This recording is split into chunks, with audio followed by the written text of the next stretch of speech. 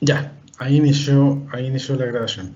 Mira, vamos, como dijimos ayer, vamos a hacer una aplicación de algunos estudios clásicos, un resumen, que aplicaron en Chile, particularmente en estudios sobre el pueblo mapuche a mediados del siglo XX. Algunas de las teorías que hemos visto, particularmente de la teoría de la Escuela Social Británica, acá en Chile, antropólogos, etnólogos que vinieron de allá. Los dos que vamos a ver hoy día no son chilenos. Uno es norteamericano, estadounidense, y el otro es checo, de la República Checa. Y vamos a ver un poco un resumen de la aplicación que tuvieron acá, algunas de las teorías que vimos en términos de parentesco, de estructura social, relación económica, en fin. ¿Vale? ¿Comparto yo? ¿O compartes tú? Sí. A ver, déjame compartir yo para ir. Escritorio.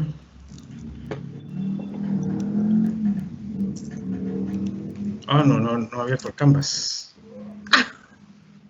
Chuta, pero aquí me estoy metiendo a mi correo, nada que ver.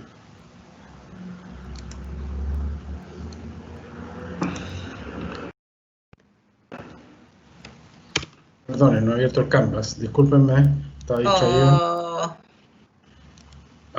Perdón. Se está notando el final del semestre ya en todos. Estamos todos en la luna.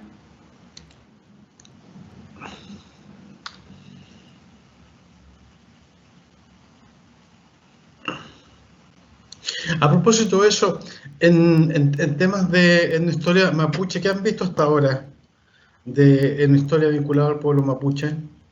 ¿Qué textos, qué temas han visto específicamente?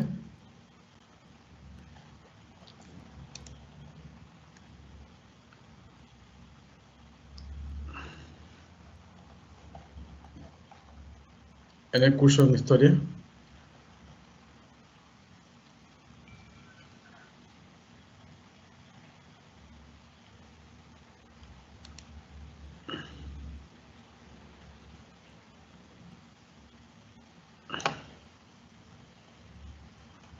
Ya, ok. Uno de los textos para un trabajo fue sobre mapuche. Ya, dice que Bocara y Marimán. Bocara y Marimán. ¿De Bocara vieron la teoría de la etnogénesis? ¿De los rechas a los mapuches?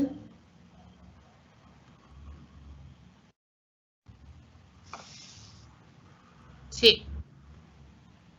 Ok. ¿Y de Marimán cuál vieron? ¿No se acuerdan?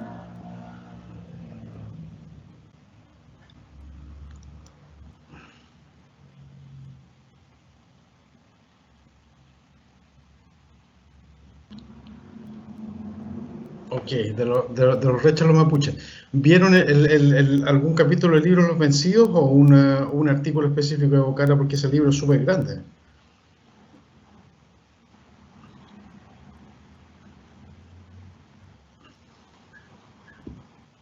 Escucha Winca, Manuel. Perfecto. Bien.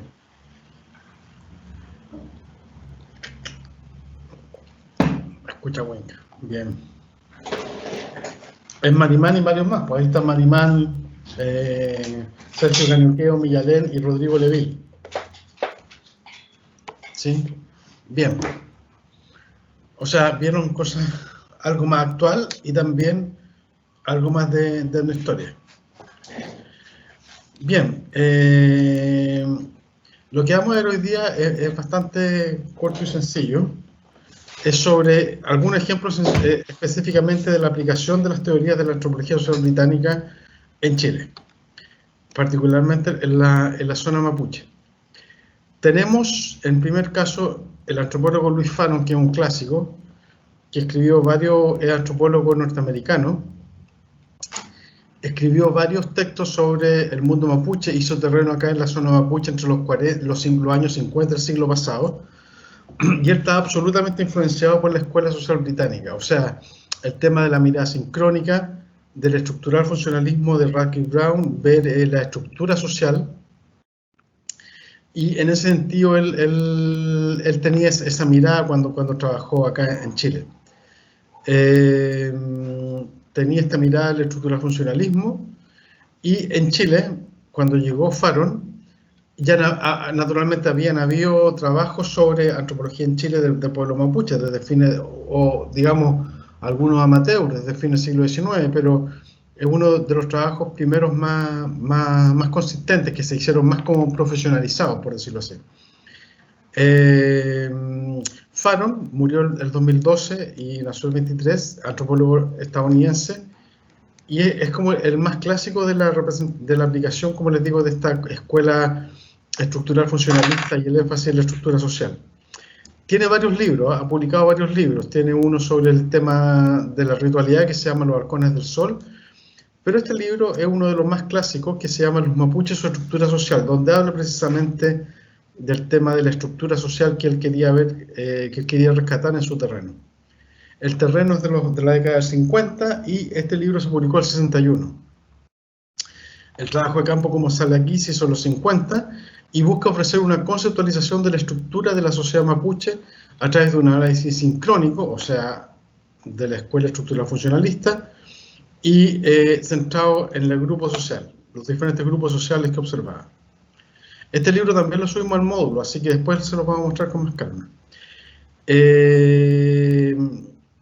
Utiliza Fanon para estudiar la cultura, el pueblo mapuche que él ve, que él estudia, el modelo segmentario patrilineal, para caracterizar a la sociedad y el parentesco mapuche.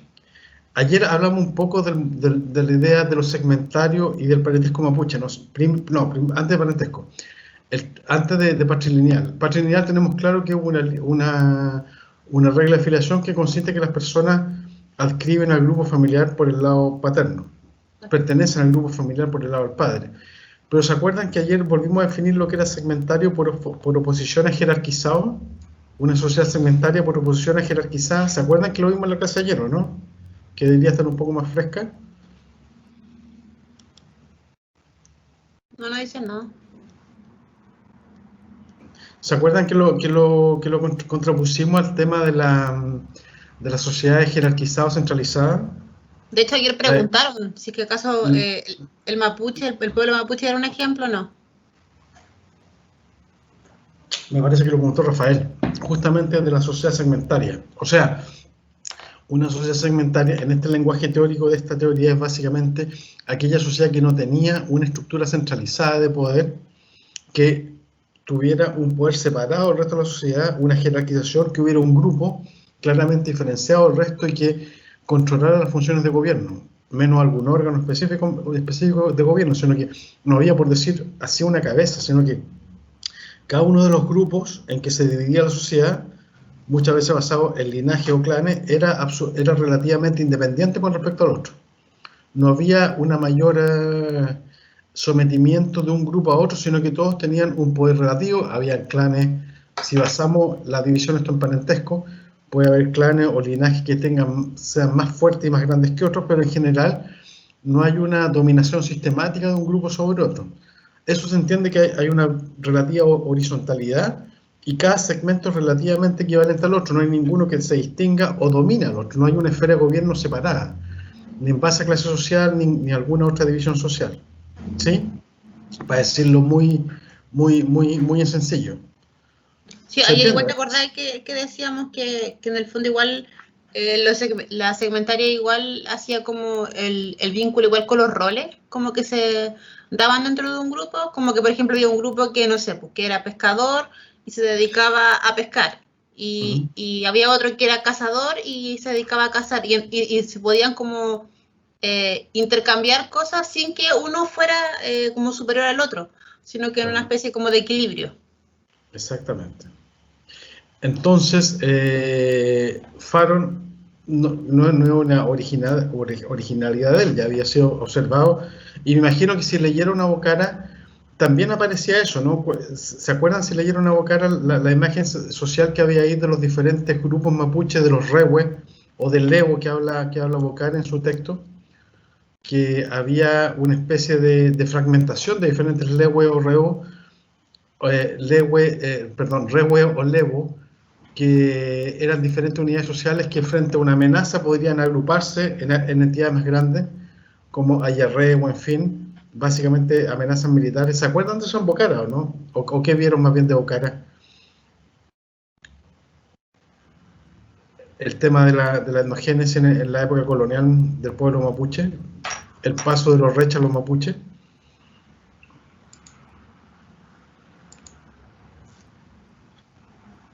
¿Hay algo en el chat de árabe, no? Porque esto no lo puedo ver. No, no hay nada, estoy mirando si es que aparece algo, pero no, están calladitos. Ya. Bueno, básicamente la idea de que la sociedad mapuche tradicionalmente era muy segmentaria, o sea, habían grupos, generalmente agrupados, una familia extensa, patrilineal, agrupados en torno a un lonco, que se agrupaban, se reconocían en entidades mayores, en caseríos y en una unidad mayor que se llamaba el levo o rewe, que agrupaba diferentes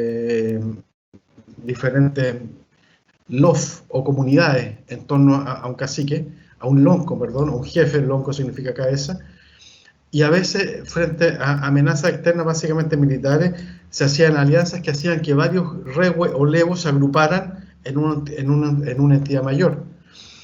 Pero pasada esa amenaza, esta entidad mayor se disolvía, por decirlo así, y la base social volvía a estas unidades más horizontales y más pequeñas, que era el levo rewe a cargo de una gran familia extensa, patrilinealmente unida, a cargo cuya cabeza era un lonco generalmente.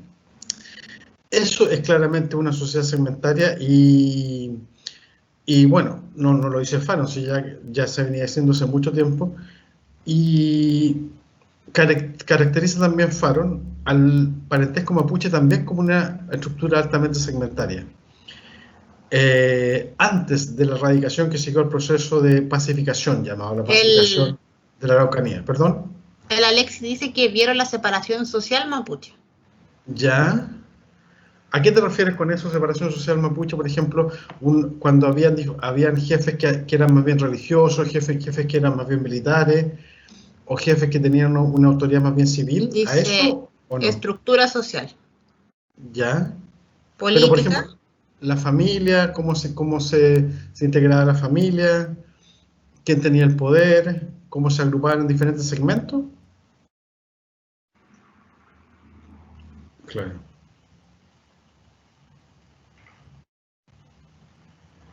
Sí, más o menos. Ok.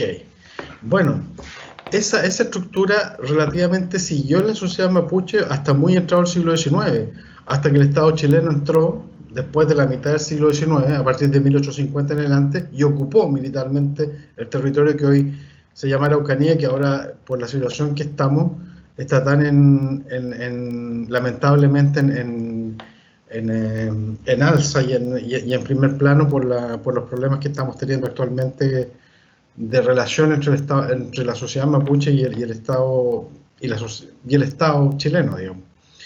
El Alex dice concepto de ruca, la combinación de ruca, forma de caserío y eso, forma de un quiñelov, etc. Perfecto. O sea, había básicamente una ruca que era la unidad básica, varias rucas formaban un quiñelov y varios quiñelov formaban un caserío, o al revés, era ruca. No, primero es caserío y después quiñelov. Bueno, era ruca, quiñelov, era ruca, caserío, quiñelov y varios quiñelov formaban un rewe o levo, exactamente. La unidad más importante, la unidad sociopolítica más importante era el levo, era como en la patria. Cada reche se identificaba con un levo rewe y un mapuche o reche de otro lewe era como un extranjero, por decirlo así, era un carreche, era un afuerino, exactamente. Yo no sé si es necesario, Araceli, hablar un poco de cuando hablamos de erradicación y pacificación de la Araucanía, si entendemos lo que hablamos, habría que decir algo al respecto, básicamente, chicos. El proceso de ocupación de la tierra mapuche en el siglo XIX por el Estado chileno. Claro, ¿a qué le llaman pacificación de la Araucanía? Po? A eso se llama pacificación de la Araucanía, claro. Y básicamente a la hoy más bien reconocida como invasión. Sí, yo les quería hacer el comentario porque justo coincide con algo que estoy estudiando con mi hijo y me di cuenta que en el colegio a lo mejor ustedes igual se los pasaron así, y es que en el fondo ellos no hablan de sociedades segmentarias jerárquicas, pero sí posicionan al pueblo mapuche como una sociedad diferente a las que habían aquí en Latinoamérica, como los incas, por ejemplo, que sí eran sociedades jerárquicas y que muchos historiadores asocian a que esta falta de jerarquía, o sea, esta segmentariedad, sería lo que habría ayudado de una u otra forma a que esta etnia se mantuviera durante 500 años en lucha. En el fondo, a diferencia de lo que había pasado, por ejemplo, con los incas, no había una cabeza a la cual convencían o a la cual mataban para quitarles el poder está segmentado, como bien lo dice la Alexis, en varios conceptos, pues, desde lo micro a lo macro, pues la ruca, los caseríos, el quiñelov, y así. Bueno, ese estado de independencia y de dispersión, que en realidad se puede entender como una fortaleza, se mantuvo durante toda la época colonial, desde que los españoles llegaron acá a Chile. Incluso desde antes, desde que los incas llegaron a establecer una frontera en el río Itata, un poco al norte donde estamos ahora. Sin embargo, con la independencia chilena, el nacimiento de la República, en el siglo XIX, justamente ese estado de independencia, por decirlo así, de la nación mapuche, que cuando hacía parlamentos con la corona española, era muy disperso, segmentario, disgregado este poder, pero de alguna manera se establecieron parlamentos con la autoridad colonial durante todo el periodo colonial. Claro, el Alexis dice, por no tener el concepto de rey, no tenían cómo derribar a su líder. Claro, o sea, básicamente hablar de rey, hablar de una monarquía, es hablar de una sociedad jerárquica con un poder centralizado, donde esa horizontalidad que había entre los diferentes segmentos pasa a ser una estructura más bien vertical, cosa que acá no había. Pero sin embargo, a pesar de esa dispersión, establecieron conversaciones y tratativas con la corona española, representada en el poder colonial en Chile, a través de los diferentes parlamentos, que eran como tratados o conversaciones que se establecieron a lo largo de toda la colonia. Y esas conversaciones eran, por así decirlo, de igual a igual entre una entidad soberana junto a otra. Los mapuches o reche, como una entidad soberana en sí misma que dialogaba o parlamentaba con otra entidad soberana en ese momento representada por la corona española, que tenía su enclave colonial en Chile. Pero ese estado de igualdad entre entidades se rompió en el siglo XIX, cuando ya no éramos colonia formalmente, sino que éramos un estado independiente, una república, y el ejército chileno invadió el territorio mapuche, básicamente primero por la costa, por esta zona, desde Concepción al sur, por Arauco, desde fines de los 1840 o 1850, y después en todo el Valle Central, corriendo la frontera de río en río, saliendo del Biobío, avanzando hacia el sur, llegando hasta el Mayeco, después avanzando hacia Victoria, hacia Coyipulli, Lautaro, en fin, y llegando hasta la zona más cercana del valle donde está Temuco hoy día. Acuérdense que más al sur había un enclave colonial muy antiguo que era Valdivia, claro, que tenía una presencia colonial española de larga data, que estaba en esa zona, que eso es más al sur pero el segmento entre Valdivia y esa costa de Valdivia y lo que es el Biobío, donde estamos hoy día, hasta el siglo XIX, hasta mediados del siglo XIX, formalmente era un territorio propio, digamos, independiente. Claro. Y eso se rompió a partir de la segunda mitad del siglo XIX. Perdona, te interrumpí. No, solo que quería reforzar eso, porque en el fondo tienen que pensar que de una u otra forma estaba como esta idea de la nueva patria. Chile estaba dividida para los nuevos chilenos, porque en el fondo Chile era en ese momento desde el norte hasta la frontera que sería Concepción, y luego había un espacio que era territorio mapuche y venía luego Valdivia, que estaba súper colonizado por europeos, había muchos alemanes, entonces el nivel había como un espacio ahí que dividía de una u otra forma esta nueva construcción de idea de patria. Claro, y rematando en Chiloé, que siempre fue una clásica colonia española, que duró hasta incluso posteriormente a la independencia, en la década de 1820, sí. 1830, muchos realistas españoles que perdieron la guerra de la independencia se refugiaron en Chiloé, y fue como un reducto realista bastante fuerte, que perduró harto tiempo, en lo que se llamó la guerra muerte. claro, tienen un feriado distinto al resto de los chilenos, que es como el día del enclave, algo así, que es como el día en que de verdad se retiran los españoles de la isla. Entonces, para hacerlo un poco sucinto, esta imagen, como bien recordaba Alexis, que lo vieron en la historia, a raíz de evocar de esta imagen de este poder segmentario en diferentes unidades sociales cuya máxima nivel de agregación social era el levo o revo, lo pronuncio mal, rewe o levo. Levo o rewe, se perdió cuando justamente Chile, el Estado chileno con el ejército, entró en la Araucanía, en lo que hoy es Araucanía.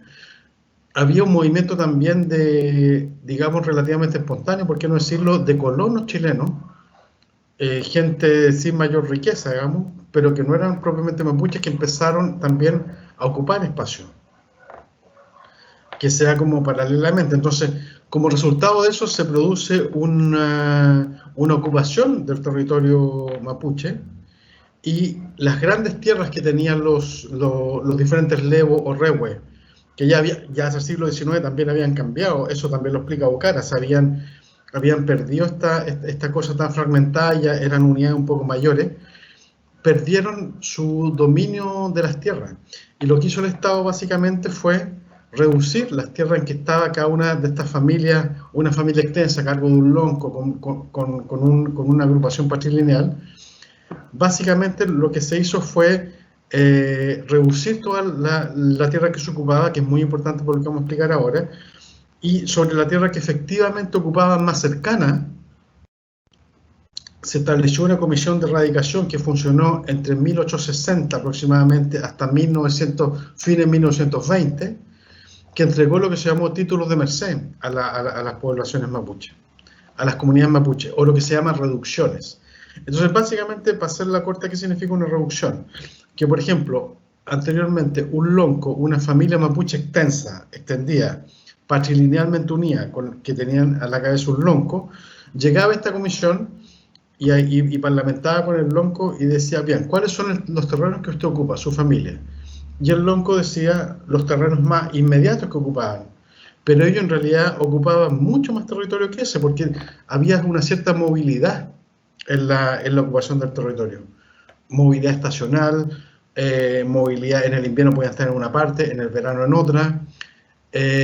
Cuando la familia era muy extensa y un lonco tenía muchos hijos, era normal que una parte de esos hijos se segmentara, se segregara de ese grupo patrilineal, se mudara hacia donde había más tierra disponible y formara otra ruca, otro quiñelov, otro caserío, y armara otro linaje, digamos. Había más terreno para que eso se propiciara. Entonces, la comisión de erradicación a un lonco que llegaba le reconocía la propiedad colectiva para él y su comunidad, con él a la cabeza, pero solamente por el terreno más bien inmediato, a donde estaba su roca principal y que ellos ocupaban, pero el resto de las tierras donde pastaban animales en verano, donde se movían y hacían una especie de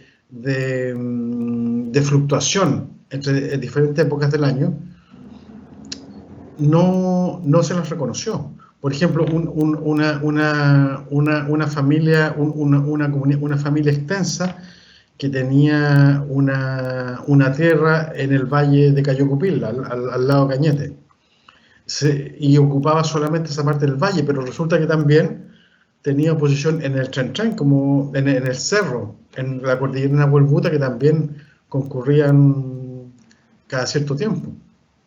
Y en ese caso el título de merced, el título legal de propiedad comunitaria que el Estado le entregó, solamente reconoció el terreno que tenían en el valle y no, por ejemplo, el que tenían en la montaña o en otra zona. Por lo tanto, cuando se entregaron esos títulos de merced, esa familia extensa, ese lof, esa comunidad, Cargún Lonco, perdió todas las otras tierras que no eran de ocupación inmediata, pero sí eran de ellos, pero no lo ocupaban en ese momento. ¿Se entiende eso, no?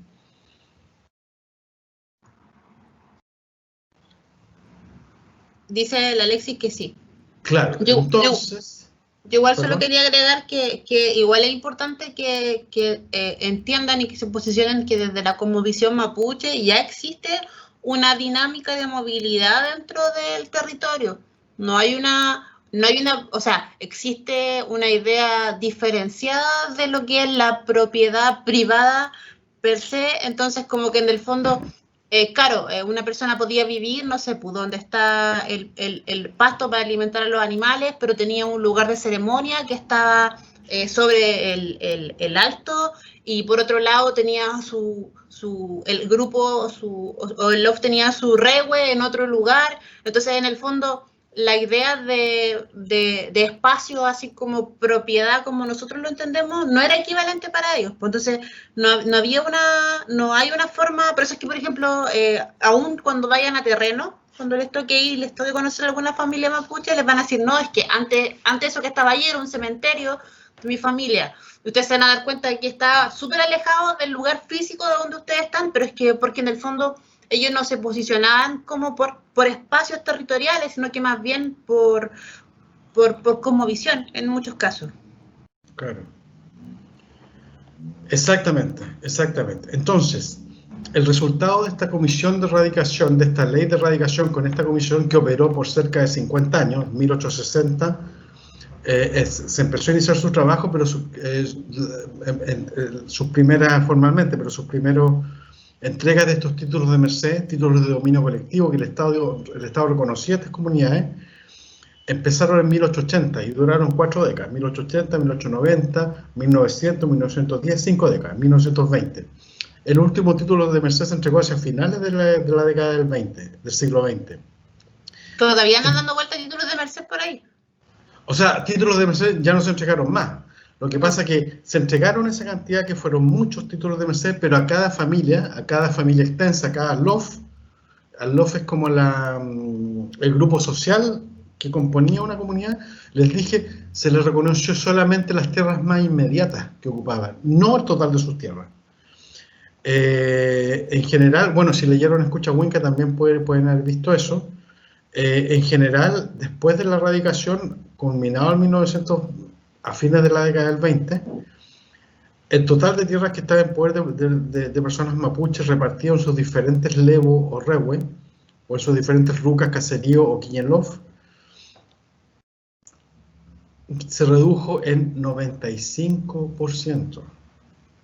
O sea, el total de tierras o hectáreas que los mapuches poseían antes que el Estado chileno se metiera era 100, por decir un número redondo, y luego, terminado el proceso de erradicación a fines de la década del 20, los mapuches de ese 100 tenían solamente 5. Perdieron 95% de todo su territorio. La cantidad de hectáreas que tenían, al final, sumados.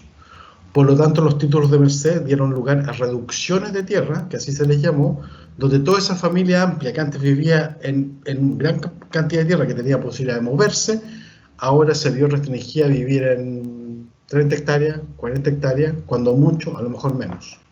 Alejandro, la Karen pregunta si es que acaso hubo aprovechamiento por parte del Estado de ese momento. Y el Alexis pregunta si esas tierras pasaron a manos del Estado o a privados. Naturalmente hubo aprovechamiento, y todo ese excedente de tierra, ese 90% que no se reconoció, 95% que no se reconoció, la mayoría de ellos se declaró fiscal.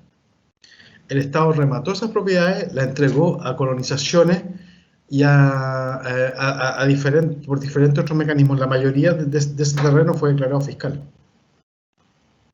Y a partir de ahí se empezó a constituir la propiedad privada en toda esa zona. Y las comunidades quedaron reducidas a ese espacio. Hay otras sutilezas técnicas legales, pero básicamente el proceso general fue ese. ¿Sí? Claro. En el fondo llegó un punto donde esta nueva patria Chile dijo, ok, no podemos tener como este hoyo negro entre medio, entre Concepción y Valdivia, entonces tenemos que de una u otra forma organizarlo. Y llegaron y dijeron, ya, ustedes no sé, por ejemplo, son 5 personas que viven en su ruca y tienen un lonco, son cinco rucas, entonces cada uno va a tener 1 hectárea. O sea, le damos al lonco 5 hectáreas. Y le dan las 5 hectáreas allá donde, a la cresta de la loma, y él se tenía que ir para allá con toda su gente. Y todo lo otro quedó como en el fondo el Estado dijo ya, como como nosotros le dimos esto al lonco, nos quedamos con todo lo demás. O sea, es parte del Estado chileno. El 95% restante lo vendemos, traemos, no sé, colonizadores. Hay mucho territorio que igual se lo dieron a la iglesia, por ejemplo. Hay muchas recuperaciones hoy en día que están asociadas más bien a espacios que se dieron a iglesia, catequesis, como construcciones más bien asociadas a la religión, pues. Claro. Pero básicamente el terreno occidente se declaró fiscal. Ahora, otra cosa que quiero decir que me estoy acordando ahora, que esto tampoco fue algo sin resistencia. El pueblo mapuche puso resistencia. De hecho, hubo grandes enfrentamientos y escaramuzas militares y de confrontación en ese momento.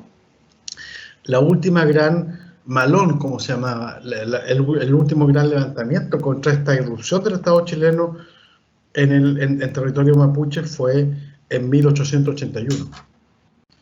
Hay un libro que se llama Pascual Coña, si a alguien le interesa yo se lo puedo prestar, o sea, lo tenemos aquí en digital, lo podemos subir también al sitio, donde habla un mapuche que cuenta su historia de vida, y él cuando joven vivía en la zona de Puerto Saavedra y vio ese gran malón. Fue la última levantamiento de resistencia militar contra esta irrupción del Estado chileno. Hay otro libro que igual se llama Malón, que es de Pairecar. Claro, pero eso se refiere a la situación mapuche de los 90 hasta ahora. Pero parte desde el último Malón. Hace una conexión, naturalmente. Sí. Claro, pero antes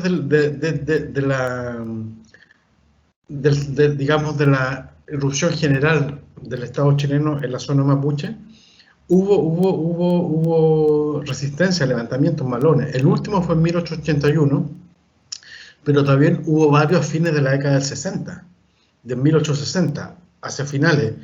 Loncos clásicos como Mañil, en la zona cercana a Temuco, hubo mucho enfrentamiento y confrontación frente a esta irrupción del Estado chileno. Hay que decir también que algo parecido pasó en Argentina, mientras porque el pueblo mapuche lo que hoy reclama, lo que hoy día se llama el territorio Gualmapu, que se extiende a ambas vertientes de la cordillera, tanto al oeste, lo que se llama Chile, y al oriente, lo que se llama Argentina. Mientras en Chile ocurría esta llamada pacificación o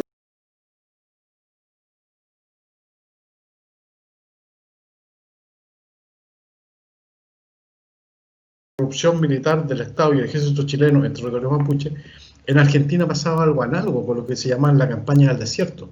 Sí. El ejército argentino avanzó hacia el desierto o las pampas del sur de Argentina, donde había población mapuche,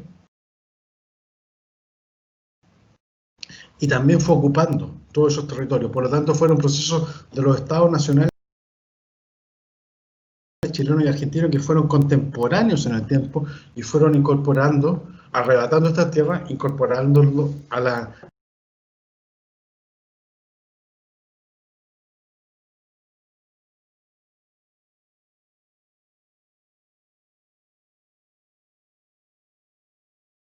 legislación y, comillas, soberanía nacional. Entonces fue un proceso que se dio en los dos países, un proceso en el cual hubo resistencia, pero finalmente los estados, en el caso chileno-argentino, y para el caso que nos interesa a nosotros, el Estado chileno se impuso, y es lo que hoy día se conoce desde el punto de vista mapuche y del movimiento mapuche como la derrota política y militar del fin del siglo XIX, porque eso fue una derrota política y militar, con todas sus letras. Como les dije, la última insurrección o resistencia frente a la interrupción del Estado chileno fue en 1881, que fue una sublevación que unió a los mapuches de Chile y Argentina. De hecho, en el libro de Pascual Coña se habla de que la comunicación o la idea de la rebelión vino desde los loncos mapuches del Puelmapu, o sea, desde la cordillera, y se pasó esa voz en diferentes sectores de los mapuches chilenos.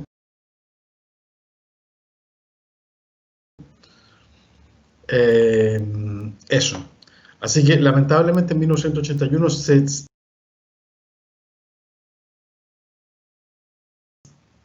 registra la última levantamiento, es derrotado por las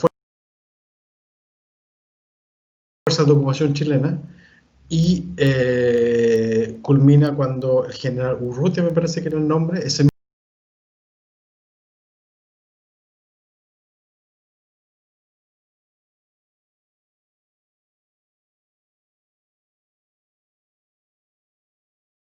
mismo año entra y funda o refunda la ciudad de Villarrica al costado del lago Villarrica, o Rucapillán, como se llama en ese tiempo.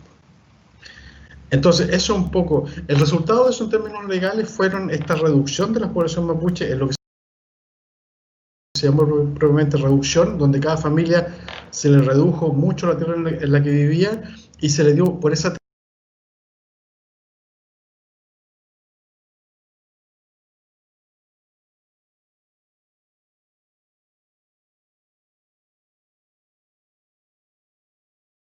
tierra reducida, se le dio un título de propiedad colectivo que se llamó título de merced.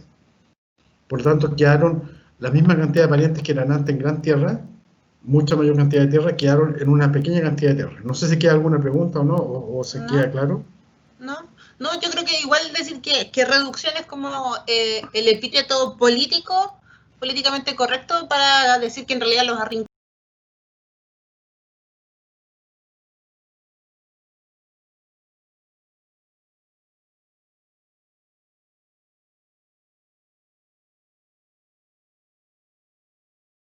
Pues los obligaron a cambiar su estilo de vida y los dejaron lo más cercano, en los lugares donde nadie más quería habitar, que era lo más cercano a la cordillera, que eran lugares un poco más extremos, y se vieron obligados a tener que irse para allá. Claro. Por lo tanto, cada reducción... Alexis pregunta, ¿eso fue en la actual región de la Araucanía o más? Mira, fue en la región de la Araucanía y también aquí en lo que es región del Biobío, por ejemplo, en la provincia de Arauco, también hay reducciones, lo que es Cañete, Tirúa, Contulmo, también en el Alto Biobío hay reducciones, en el Valle del Queuco y en el Valle del Biobío, por ambos lados. Fundamentalmente la Araucanía es la mayoría, y también unos pocos más al sur de la Araucanía. Claro, dicen que en el fondo como que la gran frontera era el Biobío, cuando de verdad había agua en él. Era un río de verdad que marcaba la diferencia entre Chile y Gualmapu. Claro. Entonces, este cambio brutal que significó la irrupción, esta incorporación a la fuerza de la tierra mapuche en la República Chilena, en la soberanía chilena, y que luego pasó a estar no en manos de los mapuches, repito, los mapuches después de este proceso quedaron con el 5% de la tierra que tenían antes del ingreso de la fuerza de ocupación chilena, por decirlo así.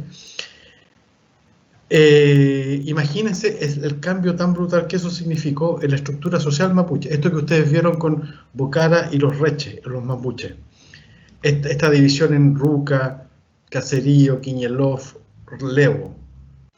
La estructuración social, la alianza, el parentesco, la vía económica, la organización política y también la dimensión más ideológica, la dimensión religiosa. Los ritos, como vimos en la clase de ayer. Como resultado de esto, de esta reducción brutal de la tierra, a fines de la década del 20, los mapuches vivían en un 5% de la tierra que habían vivido antes, comienza la gran migración a las ciudades y la población mapuche rural quedó viviendo en este espacio de tierra, reducciones. Entonces, cuando llegan estos antropólogos del siglo XX como Faron, llegan a esa realidad, al mundo mapuche post-reduccional, cuando ya habían sido incorporados y reducidos en tierra al Estado chileno. No es el mundo mapuche previo a la erupción del Estado chileno, que también está en las colonias. Bueno, en la historia lo pueden ver, ese mundo mapuche previo está en las colonias, en las crónicas. Está en el cautiverio feliz de Pineda y Bascuñán, y en fin, muchas de las crónicas coloniales que reviven, cuentan cómo era un poco ese mundo. Entonces, volviendo a Faron, si no hay otra pregunta, para que avancemos en esto, decía Faron lo que establece en su libro, que antes de la reducción, o sea, antes del ingreso de Chile y de la ocupación chilena en esta zona, caracteriza la vida mapuche social y el parentesco mapuche como altamente segmentaria, o sea, dividía en cada uno en su ruca, agrupada en un caserío, y eso agrupado en un quiñelov, y eso agrupado en un lego, como techo de la agregación social. Por lo tanto, era altamente segmentario, y ese fenómeno estaba relacionado con el débil poder que ostentaban los jefes o loncos. Lo que hace Faron él concluye que en esa época había loncos, pero los loncos no tenían tanto poder sobre su propia familia, sobre su propia unidad patrilineal. ¿Por qué? Porque había más tierra. Un factor fundamental, como les dije al principio. Como había más tierra y no era un grupo, no había una jerarquización del poder más allá de los loncos y que fuera permanente, un hijo o un lonco que ya tenía una familia muy grande, por ejemplo, podría separarse, desgajarse de ese tronco, irse hacia otro terreno porque tierra había suficiente y fundar, por decirlo así, su propio linaje, su propio patrilinaje, con su propia familia. Entonces, esta posibilidad de que se desgajaran cuando crecía mucho la población, el excedente de población se podía ir a otros lados porque había tierra para eso, descomprimía la presión sobre la tierra y también evitaba que aumentara la densidad poblacional, y por lo tanto se podían ir, crear otra unidad social con otro jefe nuevo, con otro lonco, por lo tanto no había loncos que centralizaran poder. Claro. Y se mantenían siendo segmentarios. Exactamente. Entonces, a eso se refiere. Levantó la manito, pero no sé, no ha escrito nada. ¿Aló? ¿Me escuchan? Sí. Quería consultar porque, bueno, no sé mucho sobre el pueblo mapuche, pero tengo la idea de ciertos cambios que se hicieron, y uno de esos fue la migración que tuvieron hacia Santiago, que fue muy grande. ¿Tiene que ver con esto que están explicando o no necesariamente? Completamente tiene que ver, pero esa migración, Karen, se produjo básicamente ya en el siglo XX. Claro. O sea, esa migración masiva hacia Santiago es producto de todo este proceso de reducción o de erradicación que explicamos. Esto que del 100% de la tierra quedaron a 5%, y eso es replicado en cada familia. Entonces, antes, como tenían mayor cantidad de tierra, ahora había menos cantidad de tierra. Esa cantidad de tierra encima era fija, porque el título se fijaba los límites. Decía, yo vivo del río para acá hasta el río para acá, y ese es el límite. Entonces, tenía la misma cantidad de gente en menos cantidad de tierra, y esa tierra no se podía aumentar. Y las familias seguían aumentando, por lo tanto, el excedente de personas ya no tenían la movilidad que tenían antes cuando no eran Chile, y ahora dentro de Chile, empobrecido. En el siglo XX, desde la década del 30, del 40, ese excedente empezó a migrar a las ciudades. Entonces, la migración es un fenómeno impactante que se da en el siglo XX como producto de este proceso de erradicación. En gran medida. No sé si quedó claro. Sí, muchas gracias. Eso. ¿Cachai? Entonces, lo que dice Faron es que era antes de la ocupación chilena, el mundo mapuche era el parentesco particularmente muy segmentario, y que eso implicaba que los loncos tenían relativamente poco poder. Y por lo tanto analiza cuál fue el impacto de esta política de erradicación, de reducción que estamos explicando en esta estructura social mapuche, en esta estructura social basada en el parentesco. Dice, la cultura mapuche actual es la adaptación a la vida en reducción, o sea, este proceso de reducción que explicamos recién, de la cultura precedente al periodo bélico. O sea, Faron dice que hubo una adaptación. Y aquí decimos que en el periodo de erradicación de 1884, cuando se concedieron los títulos de merced, esta reducción o erradicación fue en ese periodo, entre 1884 y 1929. Y el Estado chileno entregó alrededor de 3.000 reducciones o 3.000 títulos de merced. Claro. Pero por mucho menos tierra de la que tenían antes. Entonces, anteriormente había mucha más tierra, los loncos tenían menos poder, y Faron se explica, ¿qué significó la erradicación para esta estructura social? Se trata de preguntar eso. Entonces, lo que Faron dice es que esto no conduce necesariamente a una asimilación de la sociedad mapuche en la sociedad chilena. No conduce necesariamente a una aculturación. No es que los mapuches fueron a desaparecer como cultura, porque en ese momento se decía mucho eso. Con esto, con esta reducción, como preguntó Laganes, con la migración, con la poca tierra, los mapuches se van a terminar chilenizando, se van a confundir con el resto y van a dejar de existir como tal.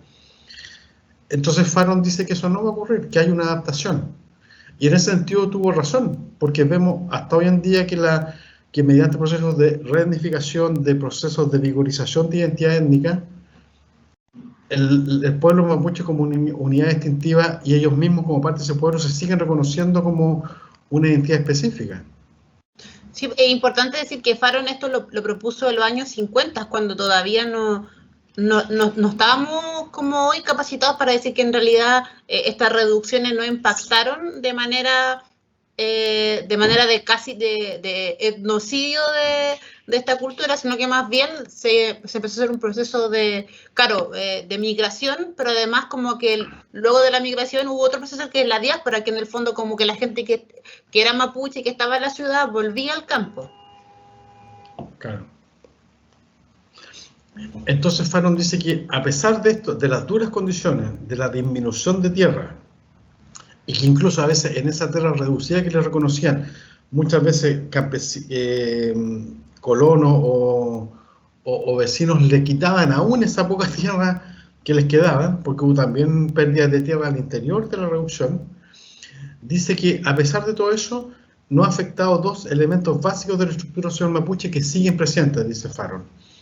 Sigue habiendo descendencia patrilineal y descendencia patrilocal en el mundo y patrilocalidad en el mundo de la reducción. O sea, en la reducción sigue habiendo patrilinealidad y cuando una familia se casa se van a vivir donde vive la familia del hombre, del esposo. Claro. Y sigue habiendo matrimonio matrilateral, o sea, el matrimonio ideal de un ego masculino es la hija del hermano de la madre. O sea, sigue habiendo, en la reducción sigue habiendo patrilinealidad, yo pertenezco a la familia de mi padre, pero el parentesco se hace por el lado matrilateral. Yo pertenezco a la familia de mi padre, pero me caso, en mi caso, con una mujer de la familia del linaje de mi madre. Preferentemente la hija del hermano de mi madre, el avunculado, ¿se acuerdan? Faron dice que esta estructura básica, la descendencia patrilineal y el matrimonio matrilateral, siguieron existiendo aún en el mundo de la reducción. O sea, hubo muchos cambios, pero la tesis de Faron es que esto no se afectó. Siguió existiendo, pero en menor tierra, por decirlo así. Queda claro, ¿no? No hay preguntas por lo menos acá. ¿Pero queda claro o no? Esa es la idea. O sea, a mí sí. ¿Pero los chicos o no tienen dicen que sí? Sí, dicen que bueno. Sí, que como están tan calladitos, yo no sé si están o no están. Ya. Sí, todo claro. Entonces, la radicación, este proceso de radicación, significó un corte radical en la estructuración de los linajes. ¿Por qué? Porque ahora se recuerda solamente hasta el fundador de la reducción, es decir, aquel lonco al que la comisión de radicación que les decía al principio le llegó y le dijo: señor lonco, usted vive aquí con toda esta gente, ¿cuánta gente? ¿En qué tierra vive? La tierra cercana va, bim, pum, timbre, con eso le damos tierra, le reconocemos tierra colectiva por esta parte cercana a su casa, ¿vale? Ese lonco al que se le reconoció esa tierra que era mucho menos de la que ocupaba, pero ese lonco, el nombre de ese lonco quedó puesto en ese título de merced. Se entrega esta cantidad de tierra a la comunidad tanto, presidida por el lonco Juan Cayupi, y pasó a denominarse la reducción Juan Cayupi. Y eso pasa hasta el día de hoy, ¿eh? Pasa hasta el día de hoy. Entonces, ¿qué pasó? Que los linajes anteriores, o sea, el padre Juan Cayupi, el abuelo Juan Cayupi, lo que había antes dejó de recordarse, solamente se recordó a ese Juan Cayupi porque a partir de ahí tuvo un título legal. Y como ya había menos tierra, ya no había dónde irse, porque el resto de la tierra ya fue expropiada, fue quitada y expropiada, ya no les pertenecía, había que aferrarse, había que resolver la vida en esa cantidad de tierra mucho más reducida, que de hecho se llama reducción. Por lo tanto, establecer vínculos de parentesco hasta Juan Cayupi, y así en cada título de merced tuvo un nombre específico, se volvió un hecho muy importante. Por lo tanto, el fundador de la reducción pasó a ser como el límite del linaje. El linaje se recordaba hasta ahí. Y este jefe, esta figura, se le ha rodeado de mitos, generalmente, dice Farón. O sea, la memoria del linaje llegó hasta ahí. No se recordaba cómo había ocurrido antes.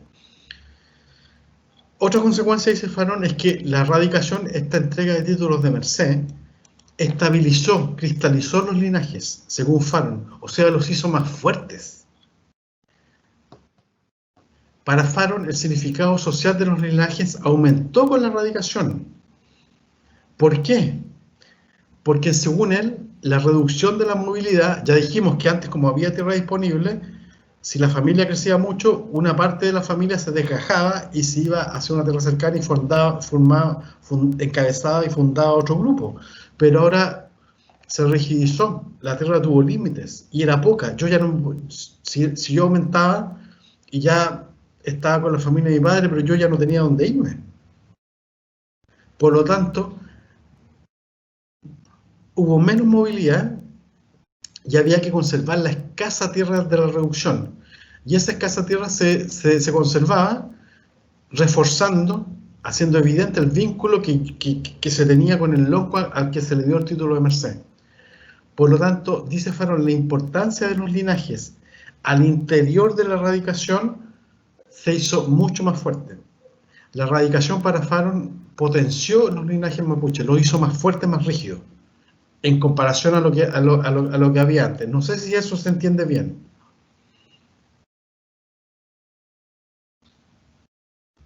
¿Sí? ¿O hay alguna duda? Dicen que sí. Ok. Sí. Claro, en el fondo como que había una búsqueda de la familia de mantener como asegurado el espacio, esta nueva concepción de propiedad. Entonces como que trataban de mantenerla dentro de su linaje. Claro. Por ejemplo, antes eso no pasaba, porque antes, no sé, por ejemplo, si es que alguien de algún, no sé, alguien de algún tipo de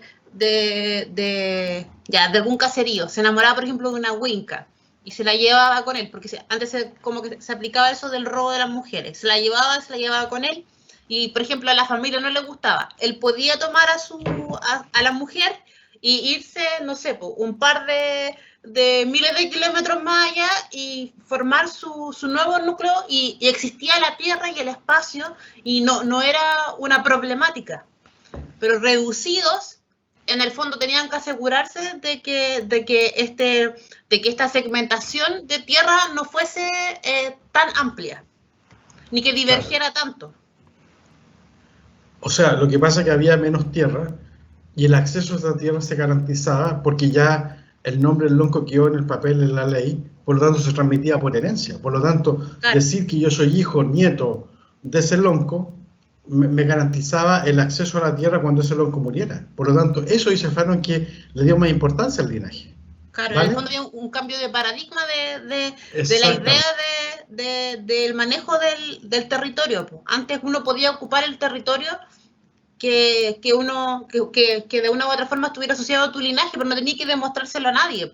No había una institución, así como hoy en día, por ejemplo, que te diga ya, tú eres mapuche y tú no. Antes, en el fondo, era un ordenamiento interno que se veía a través de los mismos grupos.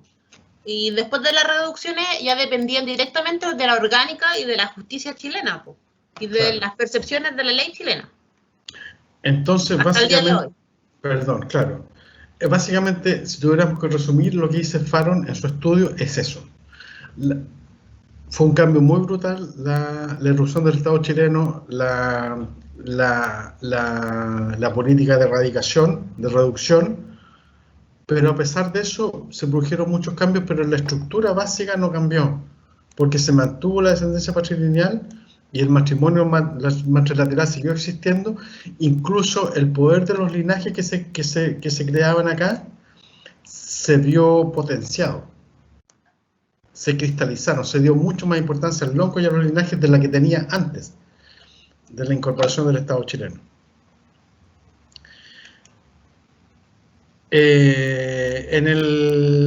Voy a ver lo siguiente, antes de volver acá. En el módulo de hoy día tenemos el libro de Faron, que es este, Los mapuches y su estructura social, donde contamos esto que estamos viendo, para que ustedes lo vean. Y lo que hay que leer, les recomiendo leer la parte 2, Estructura social en la reducción, que va de la página 14 a la página 50 de este PDF, ¿vale? Donde explica en detalle el proceso que vimos acá, ¿vale? Parte 2, Estructura social de la reducción, en este libro de Faron, Los mapuches y su estructura social. ¿Sí? Ya, entonces volvamos acá para volver a lo que estábamos viendo acá. Otro elemento importante que habría que decir acá es que Faron, como estaba muy influenciado por la Escuela Social Británica, se fijan que siempre le da mucha importancia a la estructura social. Esto es estructura social de los linajes, de la forma del matrimonio, de la cristalización de los linajes. Lo mismo que hablábamos ayer de Turner, que en el fondo, al final igual siempre buscan como de una u otra forma esta idea de estructura en todo lo que observan. Claro. Entonces, su foco está en mirar la estructura y resaltar esa estructura. Y lo que dice Faron es que esa estructura en sus dimensiones más básicas, más esenciales, más primordiales, se mantuvo.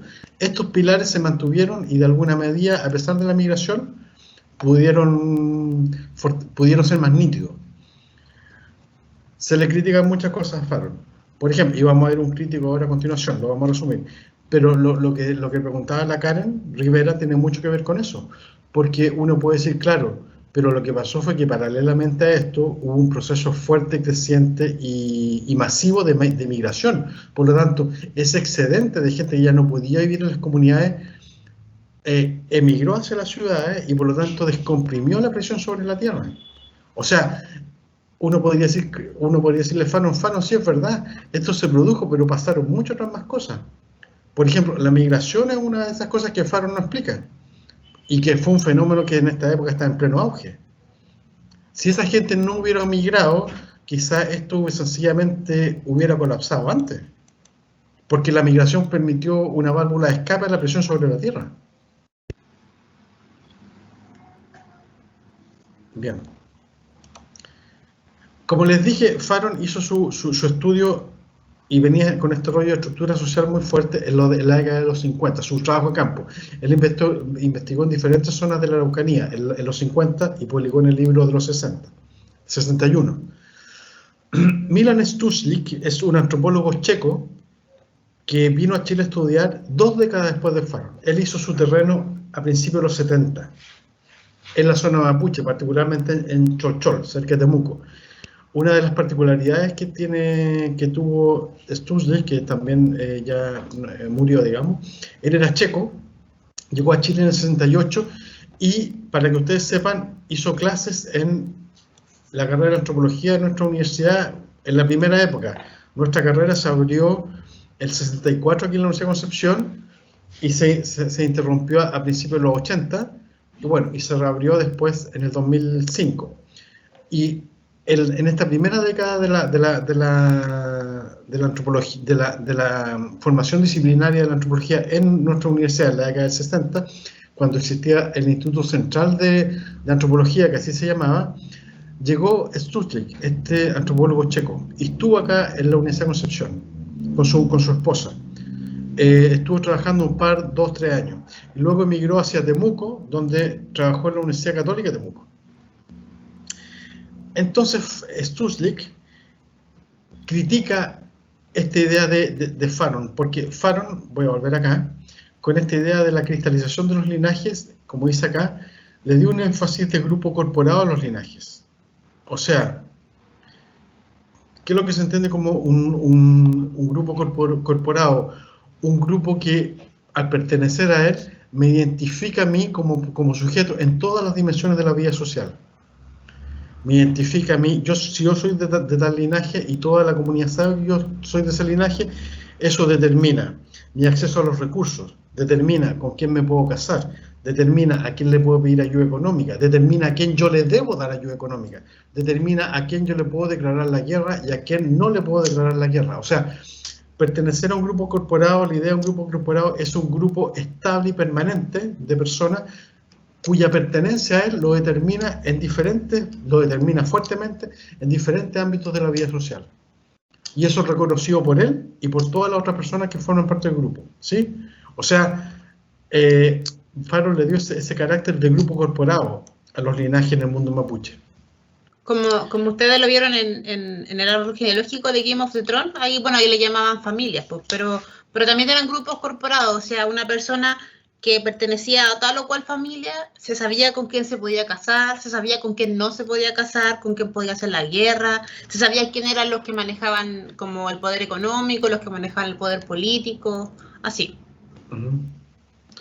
Entonces, lo que Sturgeon criticó fue esta idea de Faron que Faron dijo que los linajes con la erradicación se hicieron más importantes, se perfilaron más, fueron más notorios, tuvieron más importancia y les dio características de grupo corporado.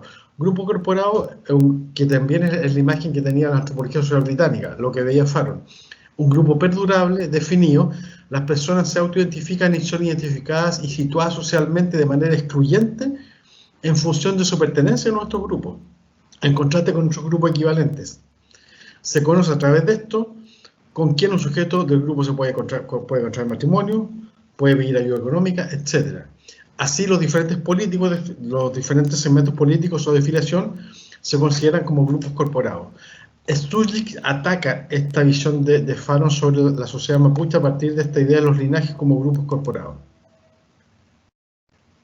Lo primero que hay que decir que sí que cuando Sturgeon vino acá y hizo terreno entre los mapuches, habían pasado 2 décadas desde que Faron hizo terreno en los mapuches, porque Faron hizo terreno en los 50. Sturgeon hace terreno 2 décadas después, a principios de los 70, por lo tanto habían pasado 2 décadas y en esas 2 décadas habían pasado muchas cosas. Claro, había incrementado a muchísimo el fenómeno, por ejemplo, de la migración, igual se mezcló un poco con la reforma agraria, creo por la fecha, o sea, habían otros fenómenos políticos y sociales que estaban vinculados con lo que observó Sturgeon que no pudo ver Faron. En el fondo son 20 años que marcan una diferencia absoluta. Exactamente, entonces habían pasado varias cosas. Entonces, Sturgeon, en los 70, cuando hizo terreno, Faron estaba centrado en la estructura social, quería ver estructura social. Sturgeon venía con otro paradigma teórico, a no le interesaba la estructura social. Sturgeon quería ver interacciones, le interesaba estudiar las interacciones que se dan en las comunidades, las reducciones, no la estructura en sí. Entonces, Sturgeon busca centrarse en cambio en observar y estudiar los mecanismos internos operantes de la sociedad mapuche y los factores que lo estructuran, antes que la estructura social en sí misma. Mediante qué factores se gatillan las interacciones de las personas en la comunidad, no la estructura en sí, como veía Faron, no el linaje en sí, sino más concretamente una persona cuando quiere hacerse una casa, hacerse una ruca, ¿a quién le pide ayuda? ¿Le pide ayuda a los miembros de su linaje o le pide ayuda al vecino que está al lado que puede que no sea su pariente? O es su pariente lejano, o peor aún, es su pariente político por el lado matrilateral, no es de su linaje. Claro. Se interesó en eso, más que tener las anteojeras del linaje.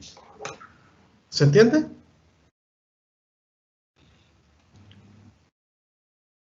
Entonces busca ver cómo se modelan la conducta de los individuos miembros de la sociedad mapuche y de qué manera estos factores van siendo pautados. Dice que sí el Alexis, por si acaso. Entonces el foco para Sturgeon no está ni en la sociedad ni en el individuo, ni en la estructura, ni en algo absolutamente individual, sino que se fija en las interacciones. Venía con un rollo de ver interacciones, otra mirada teórica. Interacciones, no estructura social, como Faron. Claro. Igual ahí tienen que pensar que de una u otra forma, quizá en los años 50 aún existía esta cercanía de que, por ejemplo, tu vecino fuera alguien de tu propia familia, po. tu tío, tu primo, alguien de tu propio linaje, pero ya en los 70, con las reducciones y como habíamos dicho antes, con la migración, no existía a lo mejor en muchos casos la posibilidad de que tu vecino más cercano fuera también parte de tu linaje, pues. Había mucha gente que estaba de hecho fuera del territorio. Muchas familias que se segregaron y que quedaron, no sé, pues, la gente mayor quedó en territorio y la otra se fue a la ciudad. Entonces, de una u otra forma, hubo como una separación de estos linajes ya a esta altura que hacía de que probablemente tu vecino más cercano no tuviera por qué ser parte de tu linaje. Claro, exactamente. Entonces, lo que estudia Stutzlik son situaciones de interacción. Por ejemplo, su unidad básica de análisis es la situación, cuando se produce una interacción. Eso es lo que él observa. Y su estudio se centró en una comunidad, como dijimos, en la zona de Cholchol, en la zona de la región de la Araucanía.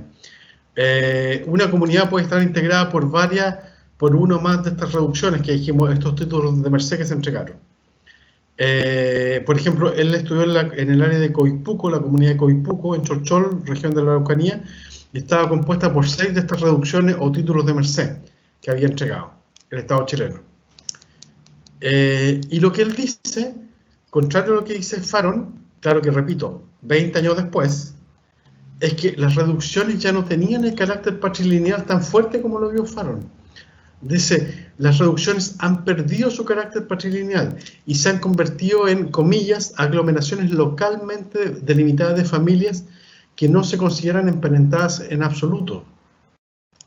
En los últimos 100 años, o sea, desde la erradicación hasta ahora, han ido surgiendo gradualmente un modelo de estructura de parentesco en la comunidad, según la cual esta es un todo local compuesto por grupos pequeños que se organizan en torno a grupos patrilineales. Ok, hay grupos pequeños que se organizan en torno a grupos patrilineales, pero los miembros de esa comunidad que se organizan en torno a esos núcleos patrilineales establecen progresivamente vínculos matrilineales debido al continuo intercambio de mujeres. O sea, Stutzlik dice en síntesis, hay una base patrilineal, hay pequeños grupos patrilineales, pero estos grupos patrilineales no son todo lo determinante ni lo dominante que Faron dice que son. Están presentes, pero no explican todo el parentesco. También hay unos fuertes vínculos matrilineales, a vincularme con los parientes por el lado de mi madre, a casarme y a sentirme parte también del linaje de mi madre.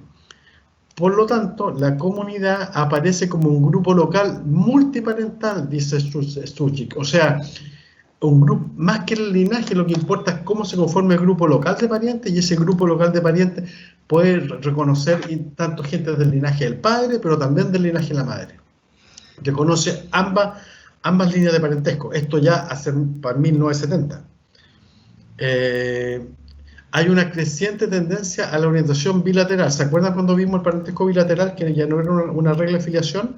O sea, yo puedo reconocerme tanto como de la familia del padre, como con la familia de la madre. Hay un trasfondo,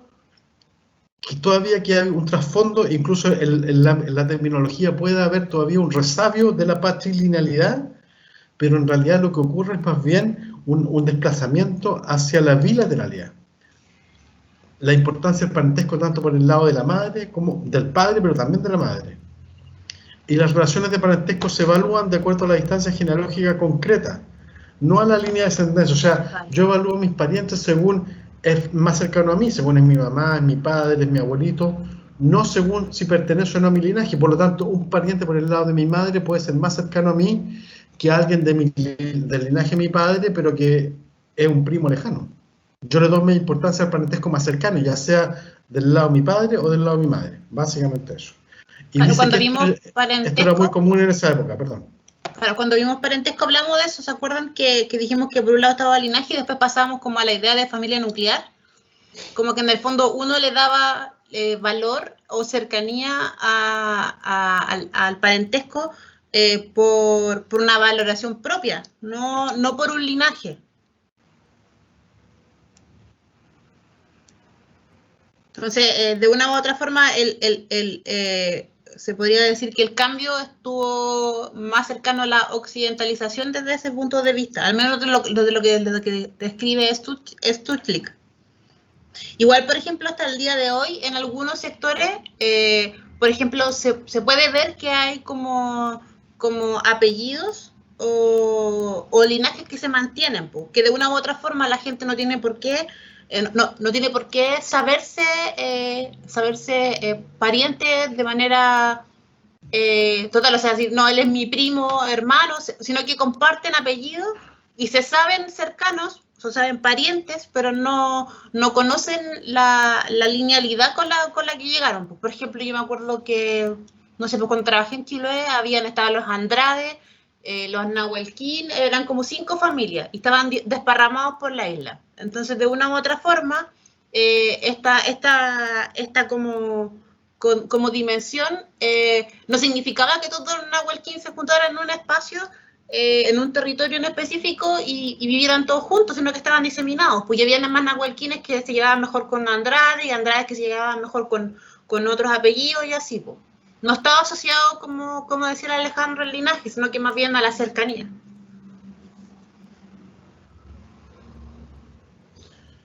Sí. Queda claro cuál es la visión de Stutzlik comparado con Faro, ¿no? ¿Hay alguna duda al respecto? Para terminar ahora. Es lo último que vamos a ver ahora. Dicen que sí. Ok. Entonces, para Stutzlik, la estructura de parentesco de los grupos reduccionales observados en 1970, repito, habían pasado ya más de 5 décadas del fin de la erradicación y 2 décadas desde que Faro había hecho terreno, por lo tanto habían pasado procesos que habían cambiado la realidad, pero también muy importante, ambos tenían diferencias teóricas. Faro veía estructura social, estaba interesado en ver estructura social, Stutzlik estaba interesado en ver interacción. Por lo tanto, me parece importante que les quede claro que también el énfasis teórico que yo tengo, que es lo que quieres ver, determina también en gran medida lo que yo veo y rescato. Por lo tanto, la relación entre teoría y trabajo de campo, terreno, método, es muy importante porque generalmente lo que yo quiero ver generalmente determina se relaciona con los resultados de trabajo de campo que yo obtengo. ¿Ok? Claro. Faron quería ver estructura social y linaje y vio eso. Stutzlik se enfoca en interacción y ve interacción y lo matiza con esta diversidad de relaciones de parentesco, porque le interesa otra cosa también. Entonces, la realidad cambia objetivamente, porque en 20 años las cosas cambian, pero también el lente teórico que yo tengo para ver determinada cosa, mi orientación teórica, el foco, el problema que yo quiero ver, determina un poco también lo que yo recojo. Este contraste entre estos dos autores me parece importante también para que nos vaya quedando claro eso, tener conciencia de eso. No sé si les parece, o habían pensado respecto a eso también. Tiene que haberles pasado igual el semestre pasado en etnografía, que en el fondo cuando nosotros trabajamos con esos trabajos y ustedes eligieron temática, ustedes partían como con una idea, o sea, ustedes ya sabían lo que iban a buscar desde cierta perspectiva. Entonces iban a observar eso, iban a entrevistar y a preguntar por eso. Y a veces pasaba, a algunos grupos les pasó, que ellos iban con una concepción previa y encontraban esto que ellos pensaban que iban a encontrar, pero otros descubrieron cosas que no pensaban que iban a descubrir. Entonces, por eso es un poco importante la perspectiva con la que uno se acerca a su investigación, como la óptica con la que uno lo quiere observar.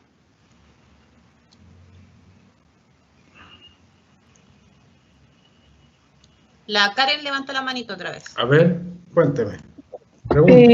Quería consultar si es que esto también es una limitante muchas veces para entender ciertos problemas sociales o no. Si es que, por ejemplo, si uno tiene una predisposición a algo, si es que lo limita de una u otra forma. Por ejemplo, qué tipo de información es la que recolecto, qué tipo de preguntas hago, o solamente tenerlo en cuenta a la hora de que se estudie, no sé, pues si de esto se saca un paper o algo así. Claro. Yo creo que te condiciona, pero es importante, como tú dices al final de tu pregunta, Karen, relevar ese hecho ante ti mismo, porque en realidad uno siempre está condicionado. Entonces es mejor darse cuenta que uno está condicionado que estar actuando condicionadamente sin darse cuenta. Entonces, estar condicionado por decirlo así, o predispuesto por la opción teórica que tengo, o por el enfoque de visión que tengo, no invalida en sí mismo el resultado del estudio. El estudio y los resultados pueden ser buenos o malos.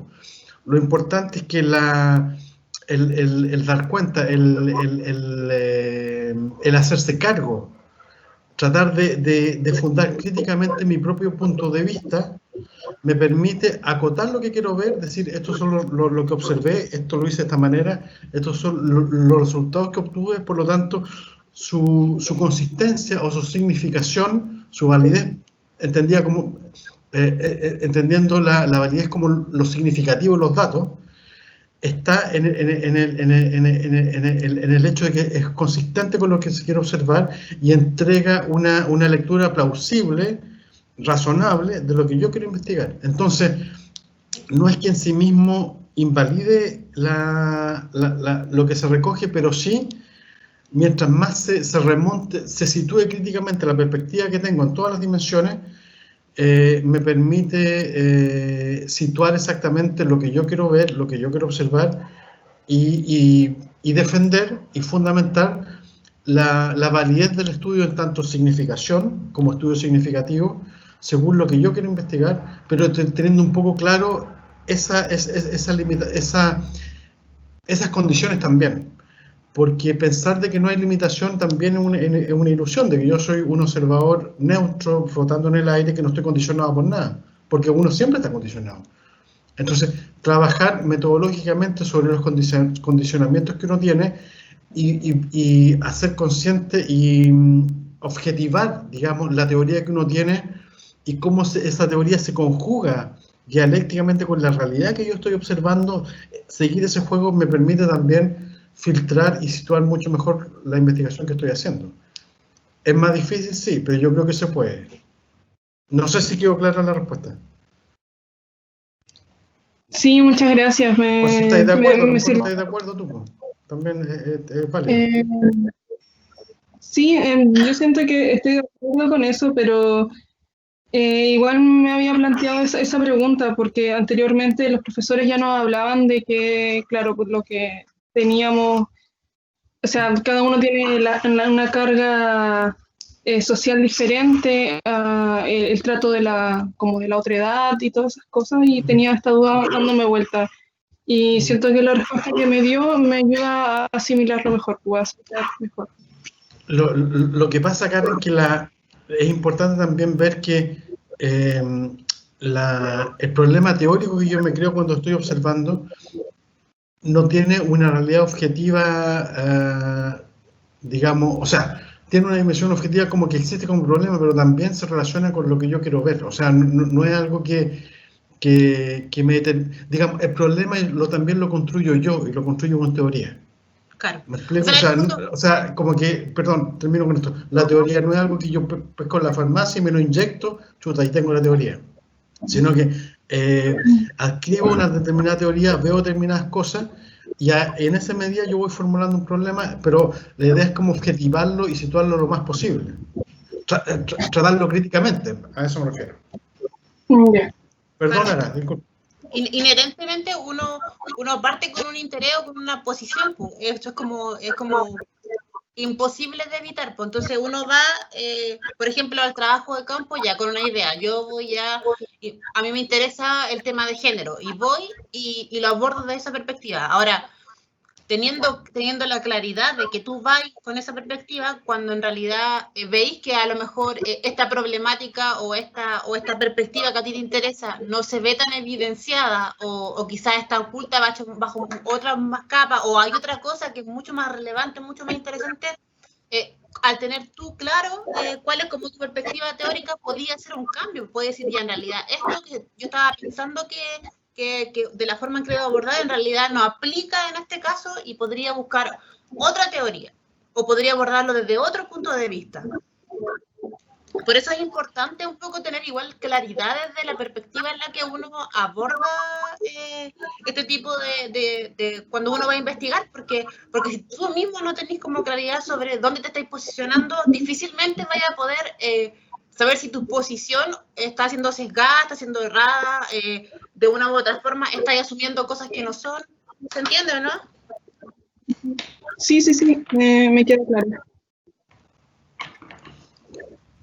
Muchas gracias. Gracias, Karen, por la pregunta. Súper bien. Entonces, para terminar, sencillamente, decir que lo que hace Zulich y que establece en este libro, que también se llama Vida en Mediería, que también lo subimos al módulo para que le vamos a decir qué parte hay que leer, dice que más que linajes, las reducciones están determinadas por lo que él llama grupos localizados de parentesco, más que un linaje en sí. La reducción mapuche, o sea, lo que quedó después que el Estado chileno incorporó su territorio a la fuerza y redujo el territorio efectivo en poder de los parches grupos mapuche, esa reducción como un grupo es más bien un grupo de parentesco residencial que tiene un vago trasfondo patrilineal. Pero cuando lo observo estaba formado por individuos que tienen muchos.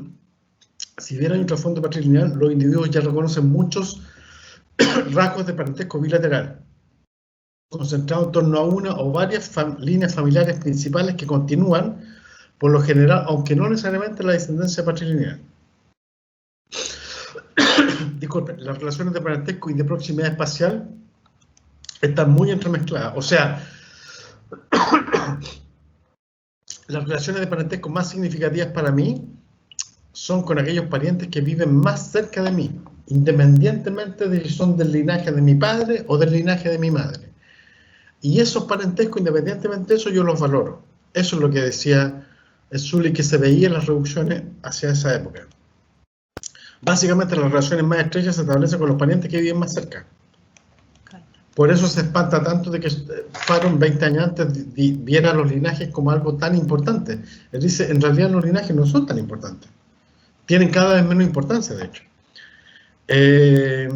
Cuando se instauraron las reducciones por esta imposición del Estado chileno y estos títulos de merced que dio, la herencia de la tierra pasó a ser cada vez más, evidentemente, un asunto que se estructura y se resuelve a nivel de la afiliación directa, o sea, a nivel de mi relación con mi padre y con mi madre, y no en términos de patrigrupo.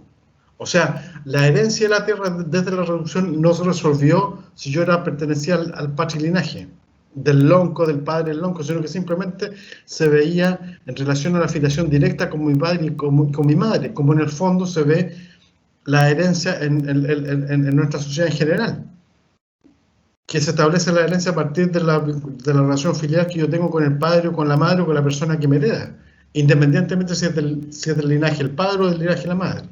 Claro. Entonces, la afiliación directa no es específicamente unilineal. Puede ser por los dos lados, a pesar de tener una marcada preferencia patrilateral. Básicamente, entonces, Zulich dice, lo que vio Faron de la estructuración tan fuerte de los linajes no es así, se equivocó. Lo que no vio Zulich es que a lo mejor también habían pasado 20 años y algo cambió. Pero lo que es cierto es que Zulich veía interacciones y Faron veía estructura. Y este libro, Vida en Mediería, solamente vamos a tocar en esta clase y les pedimos que lean la parte de la estructura social en la comunidad, del linaje, digamos, la estructura social a partir del parentesco más bien. Y la segunda parte del libro, que no está acá, pero igual si la quiere leer, la puede leer porque es muy interesante, él hace análisis de interacciones básicamente en diferentes ámbitos de la vida. Interacciones, por ejemplo, en ayuda económica, lo que él vio en la comunidad, cuando alguien necesitaba ayuda, cuando alguien necesitaba sembrar un campo a medias, ¿con quién le pedía ayuda? ¿A qué pariente, a qué amigo les pedía ayuda? Cuando había que hacer un trabajo colectivo en la comunidad, hacer un canal, ¿cómo se estructuraban las ayudas? ¿Quién le pedía ayuda a quién? Cuando había un funeral, un elugún, un entierro, ¿a quién se invitaba en ese entierro? Cuando una comunidad hacía un guillatún, ¿cómo se conformaban las invitaciones? ¿Quién invitaba a quién? ¿Qué situaciones de interacción habían? La segunda parte del libro es centrado en diferentes dimensiones de interacción que él analiza en lo que él vio en terreno en esta comunidad, en esta época. Y a partir de eso, él ve ¿a quién se pide ayuda primero? ¿A quién veo? A mis parientes más cercanos, independientemente que sea del lado de mi madre o de mi padre, a los vecinos sin que sean mis parientes. Entonces establece jerarquías de con qué personas yo me relaciono para qué cosas según lo que se necesite. Y concluye en términos generales que el parentesco importa, pero no el parentesco patrilineal, sino que puede ser el parentesco bilateral, ya sea por el lado del padre y por el lado de la madre, pero muy importantemente, lo que es lógico también, importa mucho la proximidad, la cercanía personal y geográfica que yo tengo con las personas. Eso es un poco eso. No sé ahora si quiere agregar algo más. Y si hay otra pregunta, básicamente. Sí, no sé si hay otra pregunta, pero yo agregaría que en el fondo tiene que ver un poco con lo que habíamos conversado antes, porque de una u otra forma, con este cambio, en el fondo, con esta transición de muchas familias, de muchos linajes que se fueron separando, y algunos se quedaron en el campo y otros se fueron a la ciudad, la ayuda o el apoyo que se podían dar entre uno u otro ya no tenía tanto que ver con tu linaje, sino que más bien con la cercanía. O sea, tú no podías esperar que tu tía que se fue a trabajar a Santiago viniera al sur para poder plantar papas, por ejemplo. No sería práctico, no serviría como un modo de supervivencia de una u otra forma. Entonces hubo que adaptarse, a la realidad de lo que había en ese momento, que era que en el fondo a lo mejor lo más cercano a ti no era alguien directamente de tu familia, pero sí era alguien con quien podía ir, no sé, irte a media para sembrar algo, o por ejemplo también está el tema de los animales, que hay familias que tenían más poder adquisitivo, pero tenían menos tierra, entonces había una mediería, uno compraba los animales y el otro los cuidaba y los alimentaba, y después cuando los vendían o cuando los mataban, sí, en mitad y mitad.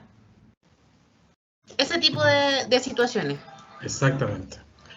Entonces, en el módulo que estamos haciendo ahora, subimos el texto de Stutzlik, que se llama Vida en Mediería, y el PDF está dividido en dos partes, 1 y 2. Les pedimos leer del primer texto, Vida en Mediería 1, la parte que se llama Estructura Social Formal, que va de la página 79 a la 209 del PDF, para que vean un poco de qué habla Stutzlik cuando analiza la estructura social y las relaciones de parentesco en la revolución mapuche. Entonces, en la parte anterior está el libro de Faron, la estructura social. Hay que leer la parte 2, estructura social de la revolución, de las páginas 14 a 50. Estas son las páginas del libro, no del PDF, yo me equivoqué ahí. Pero bueno, es un puro archivo, páginas 14 a 50, el libro de Faron. Y el libro de Stutzlik, que está dividido en dos PDF, si puede leer los dos, fantástico, pero al menos el Vida en Mediería 1, la parte que se llama Estructura Social Formal, del 79 al 209. Ahora, es importante eso que igual le peguen una ley a estos dos textos, porque le van a servir para un poco desarrollar la respuesta al foro que tienen que hacer la próxima semana, que justo la Alejandro lo estaba poniendo ahí. Lo siento, más adelante. Esto, está muy bien. Y por último, agregamos esto, recuérdense que nos queda una evaluación que es la respuesta al foro, que hay que hacerla la próxima semana. Y la respuesta al foro, un poco a partir de la clase hoy día, de la aplicación en Chile de estas teorías etnológicas, bueno, de antropología clásica, junto con lo que vimos de Faron y Stutzlik. Este es un artículo de Bengoa que tiene, no me acuerdo, menos de 30 páginas, que se llama La trayectoria de la antropología en Chile.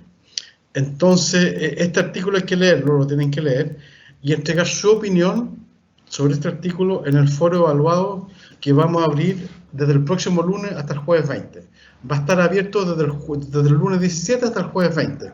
Ustedes leyendo este artículo, y un poco con la clase de hoy, lo que hemos visto también, emitan su opinión sobre este artículo, Trayectoria de la Antropología en Chile, en el foro. Y esa opinión va a ser evaluada. Por lo tanto, y va a ser la segunda nota, junto con la genealogía. Recuerden que la participación en este foro es obligatoria e individual. Cada uno tiene que dar una opinión sobre este artículo. Y corresponde a la segunda y última nota del curso. La otra nota es la de la genealogía. Por lo tanto, quien no participe entregando su opinión no tendrá esta segunda nota. Esta es la segunda nota. A partir de este artículo lo leen y dan su opinión en el foro que va a estar abierto a partir del lunes. ¿Se entiende? Y esa va a ser la segunda nota del curso. La primera es la genealogía, y les recordamos que la nota de la genealogía la vamos a entregar el lunes, a más tardar. ¿Sí? ¿Alguna duda con esto, muchachos, no? Muchachas. Profe, ¿cuáles son los porcentajes de la evaluación? Habíamos dicho que 50 y 50. Miti. Tiene que ser una cantidad de palabras fijas. Karen, todo eso lo vamos a determinar en el foro. Le vamos a poner como la cantidad la cantidad de palabras, por ejemplo, el desarrollo y todo lo demás. Todo eso va a estar en el foro, dentro de las instrucciones del foro. Claro. Entonces, este es el último módulo que vimos, este es el módulo que vimos, lo terminamos de ver ayer con Turner, y este es el módulo que vimos hoy día. Se llama ejemplos clásicos y su aplicación en Chile. Alguna aplicación en Chile es el Genially que vimos, que pasamos, el resumen que presentamos nosotros. Este es el libro de Fano con las instrucciones de lectura. Este es el libro de Stutzli con sus respectivas instrucciones de lectura. Y por último, el artículo de Bengoa, las trayectorias de la antropología en Chile. En base a esto, ojalá, y sobre todo dan su opinión en el foro con las instrucciones que vamos a entregar, que va a estar abierto del lunes al jueves. Es individual y obligatorio. Entonces, díganle, por favor, en su grupo de WhatsApp a todos los compañeros que esas son las instrucciones para el foro. ¿Les parece? Que está todo en Canvas. ¿Queda claro? ¿No? ¿Alguna otra duda, muchachos, muchachas? La Karen escribió sí, pero no sé si tenía otra duda o si está todo claro. Ya, todo bien. Ok, vale. Entonces, avísele por WhatsApp a todo el curso que esas son las indicaciones de la segunda prueba, de la segunda nota en realidad, que es la participación en el foro que va a estar abierto el lunes. Y recuerden que aún nos queda una clase, ¿ah? Sí, el miércoles tenemos la última clase, para que no se descuelguen de eso, ¿vale? Bueno, muchachos, voy a tener la grabación.